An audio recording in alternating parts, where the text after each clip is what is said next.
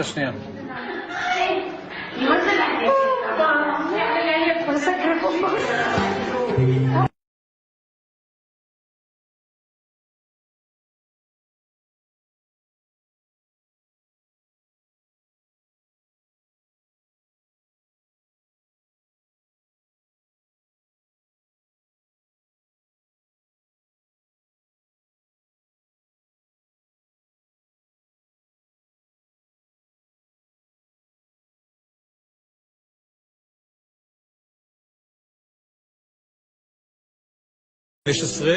אז קראו לה שרה, נחטפה מביתה ואולצה להינשא למוסלמי. היא ילדה לו 9 ילדים, שילדו לה 65 נכדים. ברחבי לוב היו לא מעט ציפורים כאלה. לשרה היו 2 אחים ואחות שהצליחו לעלות לארץ עם קום המדינה. המשפחה הענפה מתגוררת היום בארץ.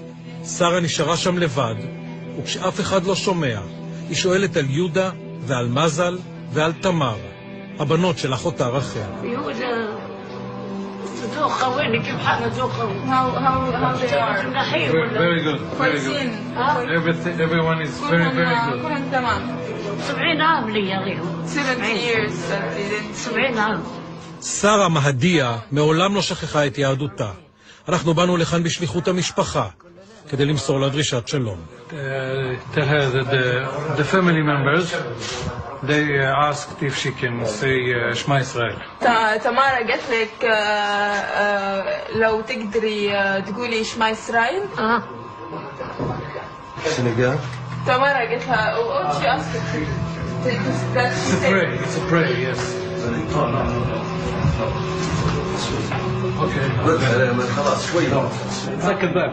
הבקשה שלי משרה לומר שמע ישראל, מנהג שהיא שומרת עליו באדיקות ובסתר 80 שנה, ערב לפני השינה.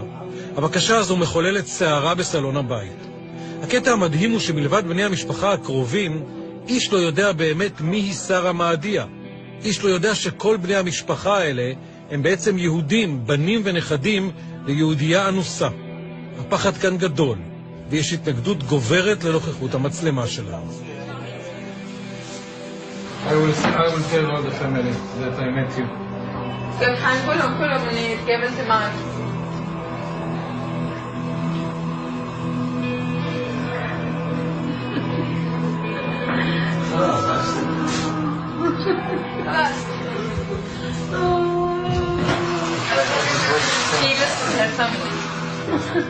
Okay, you have to go, Manuel. خلاص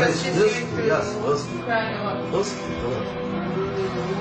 يصوروا فيك تبكي اوكي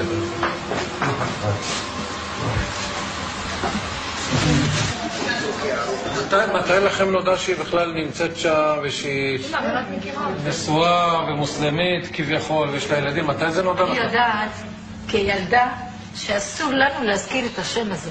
הייתה תמונה כשההורים שלי היו יוצאים מהבית, היינו רצים פותחים את הארון מתחת לבגדים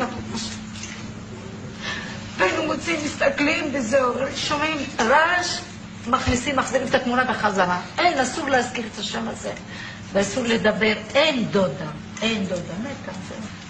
אמא שלי הייתה ילדה קטנה. מה